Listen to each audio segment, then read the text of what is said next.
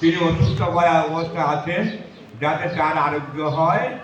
তাই আপনারা সাক্ষাৎ ভগবান, আপনারাই ভগবান, ভগবানের কথাই ভগবানের কাছে নিবেদন করতে আপনারা আশীর্বাদ করুন যেন তিনি অতি সহজে আরোগ্য হয়ে যায়। হরি বল, হরি বল। হরি বল, হরি বল, হরি বল।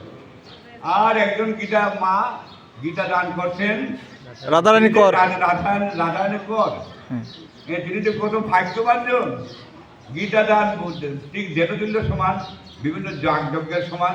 এই গীতা হচ্ছে অমূল্য ধন। গীতাকে কেউ কোনোদিন খরিদ করা যায় না। গীতা এমনই বস্তু, বাক্য মন জ্ঞান দেও, গীতার তত্ত্ব ব্যাখ্যা করা যায় না।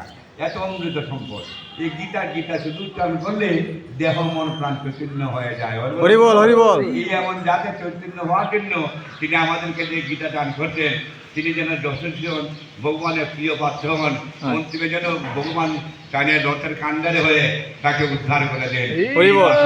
তিনি এসএসসি পরীক্ষার্থী, কারণ তিনি কি করতে এসেছেন, তাই মন্দিরে তো বলতে পারতেন, কিন্তু মন্দিরে ঠাকুর দিকে বললে কিছু বলবে না। হ্যাঁ, ঠাকুর তো আপনারাই বসে আছেন। হ্যাঁ, ভগবান বলছেন বৈষ্ণবের মন্দির সৎকৃষ্টি আমার ভক্ত পূজা পায় অধিকার। আমার পূজা চাইতে আমার বৈষ্ণবের পূজা শ্রেষ্ঠ পূজা। হরি বল, হরি বল, হরি বল। তাই কি নাম বললেন? ঈশান বিশ্বাস। ঈশান বিশ্বাস। তার বিশ্বাস যে বৈষ্ণবগণ যদি আশীর্বাদ করে সে ভালোভাবে উত্তীর্ণ হয়ে যাবে। হরি বল, হরি বল, হরি বল। তাই বান্দাকাল বছর ভাষ্য কৃপা সিন্ধু হয়ে গেল, পতিতা নাম পাবনি ভো, বৈষ্ণবে ভো নমো নমঃ। আমরা তিনবার নাম করবো।